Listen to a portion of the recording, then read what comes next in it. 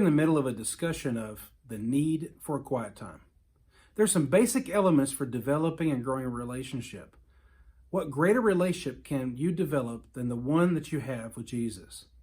We've covered some of the key elements so far, like time and communication. Today, we're going to look at circumstances. Understanding someone is essential to your communication. To understand them and to give understanding to them. See, understanding one another comes from observing one another in different circumstances. Ephesians 5 begins with walk in love. A walk, life, the way we operate on a daily basis. Later in that same chapter, it talks about submission, but it prefaces that with submitting yourselves one to another. Even in our church relationships, as we walk this life, living circumstances with each other helps us build our relationships. We need to consider or understand them so that we can walk better with them. It is hard to submit to someone you don't know. The same with God. We are walking this life with Him and He with us. He is our constant companion. It is essential then that we understand the one whom we are walking with. This is best seen in the circumstances that we face on a daily basis. He is there and adequate for us in our relationship. Are we being adequate in our time with Him in His Word and prayer? Because see, the adequate time that we spend with each other will allow us to see how He assesses our situations and our circumstances and how He will walk with us in them. It's not so much of what we see in our circumstances, but the one that has a better perspective of it all, and that's God.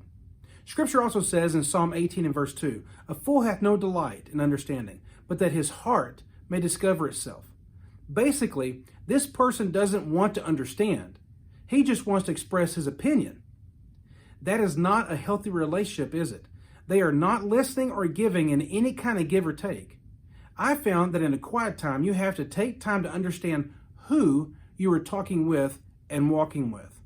Once you understand them, you can relate better with them, just like with Jesus. You have to observe and listen. Again, understanding one another comes from observing one another in different circumstances. Next time you take time to be with Him, make sure you do it on purpose. And like suggested here, be there in that moment. Take the time to understand what He is saying and what He sees and what He is saying to you in that moment, in those circumstances. This is critical. We are not the teacher in this relationship. He is. Much of our quiet time ought to be us being quiet and listening to Him. Through the circumstances of life, God will mold us.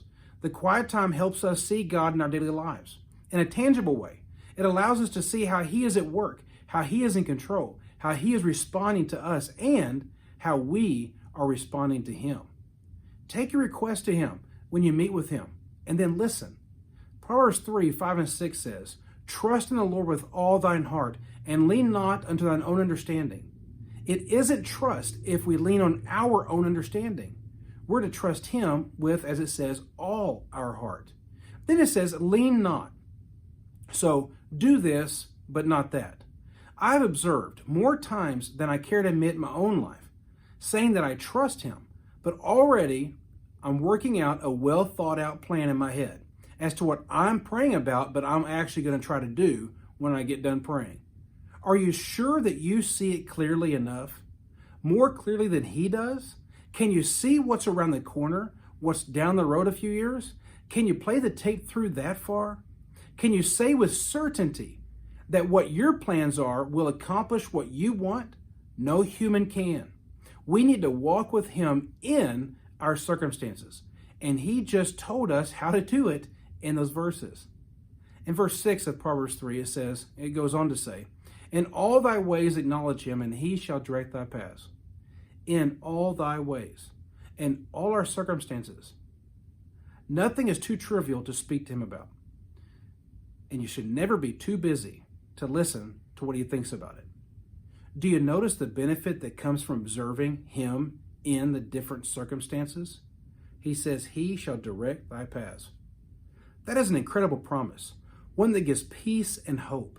because we trust the one who we are talking with. He's never let me down, never failed me, and he's never been late. Take some special time aside and have a conversation with the one who you love the most. Make it a daily thing. Make it the most special and sought after meeting you have every day.